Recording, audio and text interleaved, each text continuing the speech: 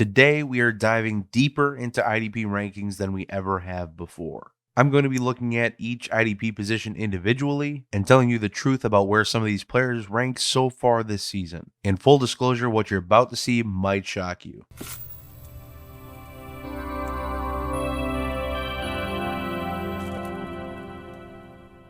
Welcome back to the Dynasty Rewind YouTube channel. My name is Bob Van, the IDP man. Welcome in if you are new. And if you are new, I do hope you consider subscribing to the channel. We are bringing you daily fantasy football content regardless of the time of year, in season, out of season, you name it. Whatever the format, it doesn't matter. We're here bringing you the content. If you enjoy the video, I do hope you leave a like. Maybe comment down below what surprised you in this video. I love to hear your thoughts on where some of these guys are right now. And then just a couple notes really quick before we hop to the rankings. The rankings you see at first glance are not final. I'm going to be tinkering with these as we go through the video. And the second note is that they get updated every Thursday and Sunday morning at the absolute minimum. As player injuries roll out and things of that nature, I will be updating them as well. But with all of that said, let's cut right to the rankings. As you can see above me, these are the scoring metrics I will be using for this video and these rankings. These are not my preferred scoring defaults, but they are just what Fantasy Pros use for their ranking method. So since I'm using Fantasy Pros, it just kind of makes sense. And so at first glance, this is actually how these players are ranked throughout the season right now. First things that pop out that surprised me is Javon Hargrave being up there, Jonathan Allen being up there,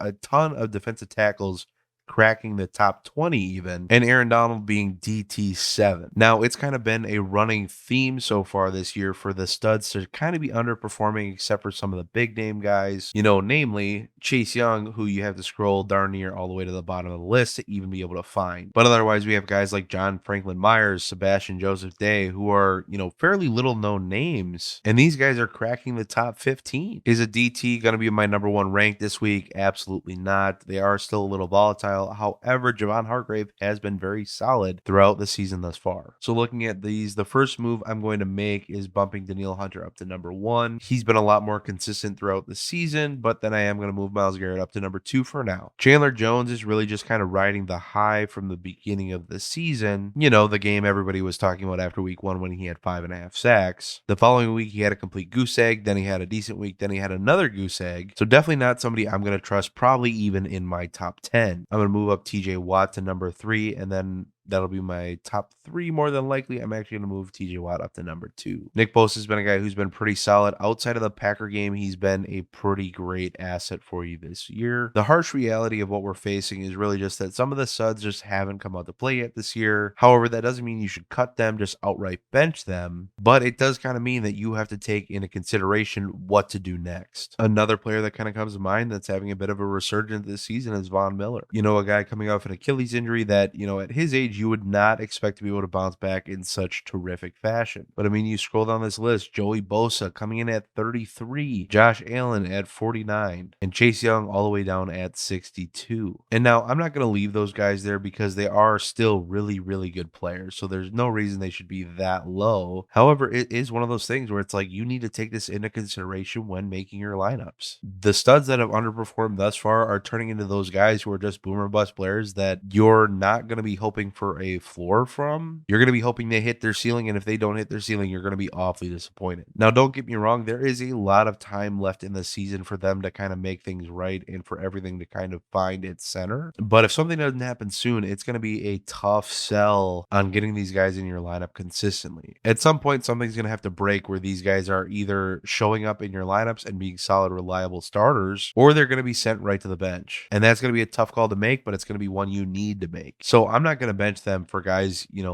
like these real low tier guys like Josh Sweat, Akeem Hicks, Kerry Harder, JJ Watt, who's just not the same player he was. But when we get up to these guys who are actually really performing, like these guys need to get consideration to be in your lineup over the other guys. So really quick, I'm going to go make some final tweaks and then we will run through the rankings really quickly before moving on to the next position. All right, so essentially the process is that instead of, I'm basically removing all of my preseason projections. So I'm taking the scoring to date, mixing in some projection, and then moving around players where I see fit, but also again, then just evaluating matchups, so on and so forth. I'd be lying if I said making rankings was anything besides frustrating and somewhat confusing. But looking at what we got Danielle Hunter going against Detroit at number 1, and I think that's going to be a pretty solid matchup, I think. And we have TJ Watt going against Denver, which is probably going to be Drew Lock if I had a guess. Teddy Bridgewater going to have to get through concussion protocol. Nick Bosa going against Arizona. That might be a guy I drop a little bit going on through the week. Kyler Murray is just so slippery and elusive that it's going to be hard for Nick Bosa to get his hands on him, even though Nick Bosa is an elite pass rusher. Myles Garrett going against the Los Angeles Chargers. That's also a rough matchup. However, he'll likely be going up against Rashawn Slater, who, while he's a great offensive lineman prospect, he's still just a little wet behind the ears and not quite that level of all-pro that I think Myles Garrett needs to be on the other side to really prevent him from getting to Justin Herbert. Then we have Javon Hargrave going against Carolina. Carolina had a rough week last week, allowed Sam Darnold to get sacked several times. I think Javon Hargrave has a good game this week. And, being number 1 DT, you got to put some respect on the guy and have him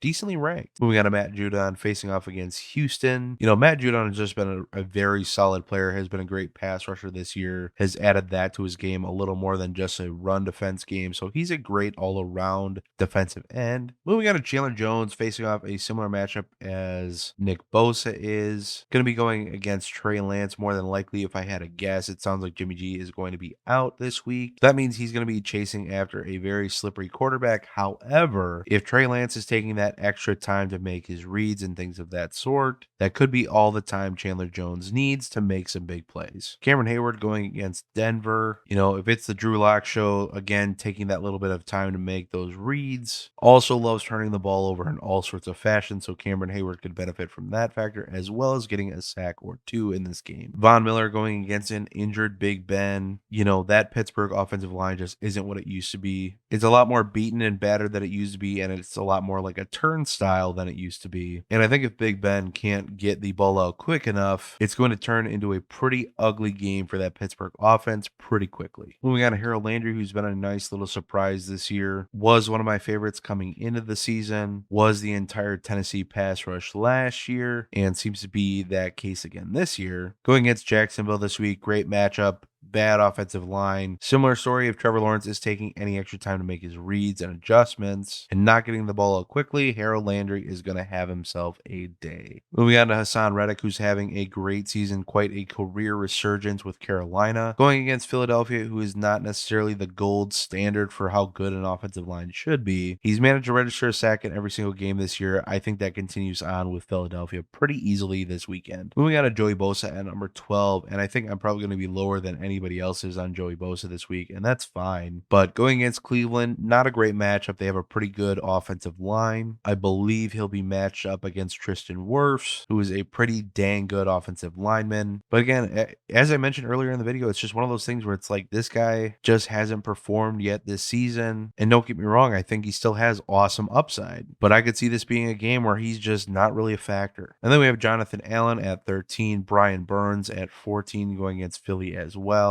Jonathan Franklin Myers going against Atlanta over in London. I will say I tend to downgrade anybody playing over in the London games solely because it's just such an odd game. You never know what you're going to get out of the games over there. It almost seems like opposite day. I mean, you think about the Jags when they used to go over there all the time, especially when they were bad, like with Blake Bortles bad. And he would have career games over there. So I don't know exactly what to expect. They do have a great matchup going against Atlanta's piss poor offensive line. So I don't think it's too bad of a matchup. Then we have Aaron Donald going against Seattle, along with teammate Sebastian Joseph Day going against Seattle both on Thursday night. Quinnen Williams at 18, Shaq Barrett at 19, Dante Fowler at 20, Montez Sweat at 21, Robert Quinn at 22, Christian Wilkins at 23, and then wrapping it all up with Leonard Floyd going against Seattle on Thursday night. And then Chase Young is just peeking around here at 25. So again, with these rankings, I'm just taking a look at what's happened so far this season through 4 weeks. And I'm tempering expectations for guys as needed and putting respect on the guys who have done really well so far yet this season. And then as always, for my full list of rankings, you can use a link in the description box below. Those are my free rankings over at Fantasy Six Pack. All you do is click the link, you go to the article,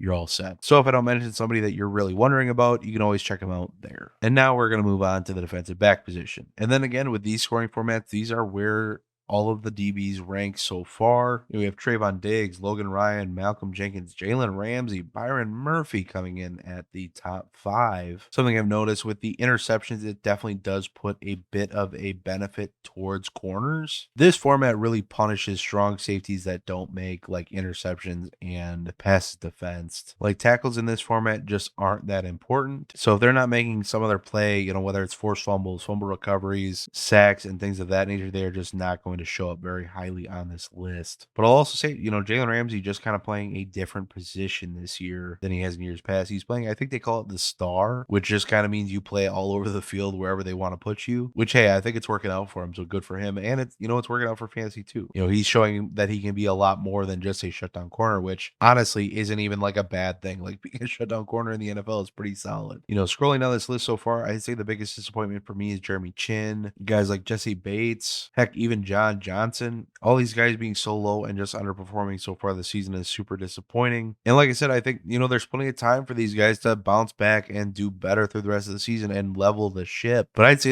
at this point, there's just as much chance that they just don't, and they're just not those guys this year. What's the case? What's the reason? I have no idea. But the fact of the matter is they are not what we wanted them to be this season. They are not what we expected them to be this season. We just need to make the moves necessary and move on. Just like before, I'm going to make some quick tweaks, and then I will be back to run you through my DB rankings for week 5.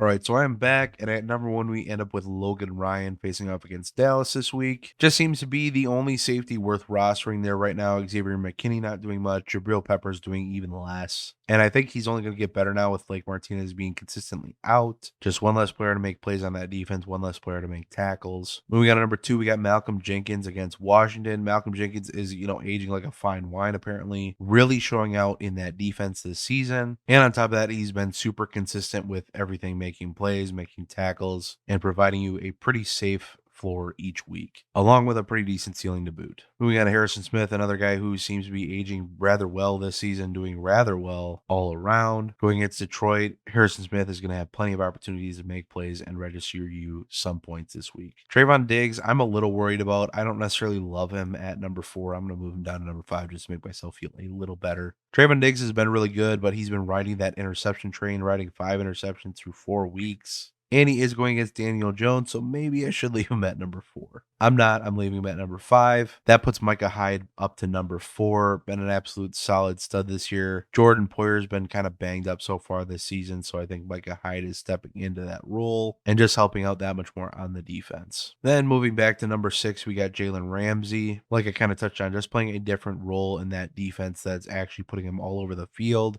and allowing him to make all sorts of plays as opposed to him just being on one side of the field and really not even getting thrown at. And then at number 7, we got Budda Baker going against San Fran, Daniel Sorensen going against Buffalo. I'm actually going to put Tyrann Mathieu over Daniel Sorensen, and then I'm actually going to just keep moving him down a little bit, making some tweaks here and there. So now Jamal Adams is at number 9, Daniel Shorts number 10, Derwin James at 11, facing off against Cleveland this week. Quandre Diggs at number 12, facing off against Los Angeles on Thursday night. Then we got Kendall Fuller, Andrew Wingard, who's been, showing up in that secondary this season. Kenny Moore, Anthony Brown, Byron Murphy, Antoine Winfield Jr., who you need to pay attention to. He might miss this week. In fact, I think he's pretty certain to miss this week with a concussion, I believe. Then we have Taylor Rapp at 19 facing off against Seattle. Terrell Edmonds going against Denver.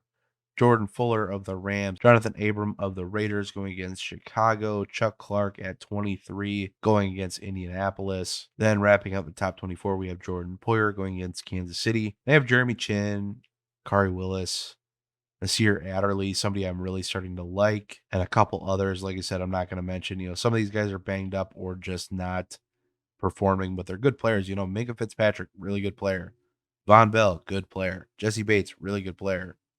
But just not playing or beaten up and injured. Landon Collins, I'll move him up a little, but he's just kind of been meh so far this season. Tracy Walker, kind of the same deal. Guys I like, but just not enough to really put in that top 30 even right now. But that is it for the DBs. All right, and then I do want to take a quick break from the rankings just to bring you my Thursday Night Football predictions brought to you by Underdog Fantasy. Underdog Fantasy is the best place to do weekly drafts and pick'ems throughout the season, and they're even kicking up another best ball draft competition. This is the best ball resurrection, scoring starting week 6 on through 17. Get your second chance at a best ball draft payout and get in on the best ball resurrection. But as you can see on the dry erase board behind me, my Thursday Night Football prediction is Los Angeles Rams beating up on the Seattle Seahawks 28-24. I do think this is going to be a fairly close matchup, but I just think the Rams are just going to pull ahead that little bit. I think their defense is going to give them the edge in this one and propel them past the Seahawks. But as for my favorite picks of the night, I'm going with the Matthew Stafford over 307.5 passing yards.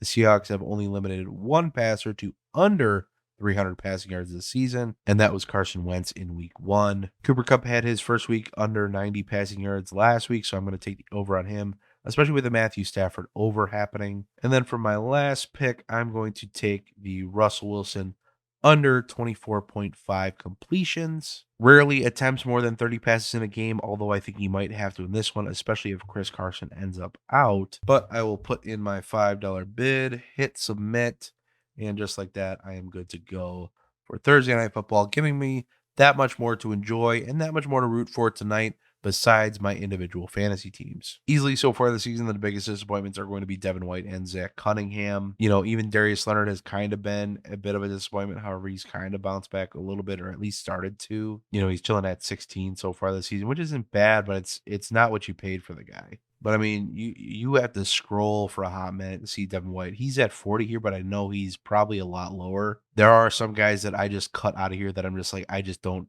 feel like I don't like to rank them because I just don't think they're all that relevant. But again, I don't know what the deal is with these studs this year. It just seems like they're just not there yet. I don't know if it's the longer season. I don't know if it's just things being different post-COVID. I don't know if he's dealing with an injury. Whatever the case is, it's just not the same. It doesn't feel right to having him so dang low right now. And I have Devin White in a lot of places, so that's even more frustrating. I'd say if there's any surprises with the linebackers, it's probably Foyesade Oluokun being over Deion Jones by a small margin. A surprise so far, Logan Wilson riding those interceptions, big plays, tackles, all of it. Denzel Perryman, I would say, is a pretty big surprise, actually. You know, finally making himself relevant after years on the Chargers, just not doing really anything, not being able to battle through injuries or get consistent playing time. Devondre Campbell of the Packers chilling up here in the top 10. Kenny Young in the top 10. Cole Holcomb in the top 10. Christian Kirksey regaining his days back in the top 10, as opposed to Zach Cunningham.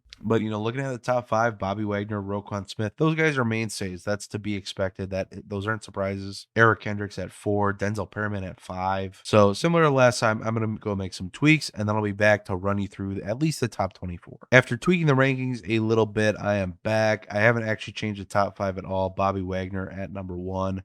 Roquan Smith at number 2, Logan Wilson at number 3, Eric Kendricks number 4, Denzel Perryman at number 5. Those all stayed the same for me. I'm fine rolling with those guys. Moving back down to number 6, Devondre Campbell of the Packers going against Cincinnati. Foyesade Oluokun number 7 going against the Jets.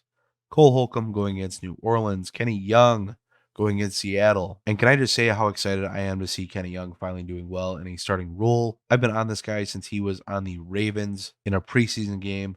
Wrote a whole article about the guy being better than Micah Kaiser last year. I was down on him coming into the season because I just figured like nobody was ever going to really give him a shot. But it's nice to see that he's finally got a shot over guys like Troy Reader, Micah Kaiser, who eventually got cut. And I don't know how long it's going to last. I think Ernest Jones is going to eventually make an impact on that team. Just hasn't happened yet. But moving on to number 10, Christian Kirksey going against New England. Deion Jones of the Falcons going against the Jets. Isaiah Simmons going against San Fran. CJ Mosley at number 13 going against Atlanta, doing a bit of a career resurgence for himself as well. Nick Vigil dropping a little bit going against Detroit. And the reason he's dropping is because I'm curious to see how he looks with Anthony Barr back in the mix. Then we have Darius Leonard at now 14, Nick Vigil down to 15, Matt Milano at 16, Quincy Williams at 17, Jordan Brooks at 18 going against the Los Angeles Rams. Got Fred Warner at 19, Jordan Hicks at 20, Devin White at 21, Eric Wilson at 22 going against Carolina, Shaq Thompson at 23 going against Philly,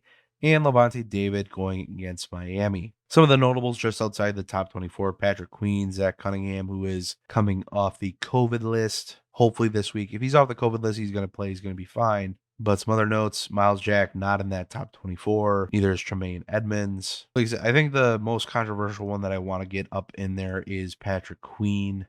He has been solid for the most part this year. He's just had a couple down weeks the last 2 weeks. Naturally, I come around on a guy and then he's not as good anymore, which is super frustrating. Again, as I mentioned before, please let me know what position most surprised you, what ranking most surprised you, and who do you think needs to be higher or lower? Well, that is it for the rankings today. I do hope I was able to shed some light on some of these players for you and hopefully give you some insight on what to do with them going forward throughout the rest of the season. And I do hope you enjoyed the video. If you did enjoy, please leave a like. Check out the other videos on the channel. I'd really appreciate it. Make sure you get caught up on those waiver wire ads as well as our weekly Dynasty podcast. I look forward to seeing y'all again tomorrow, but until then, y'all have a good one.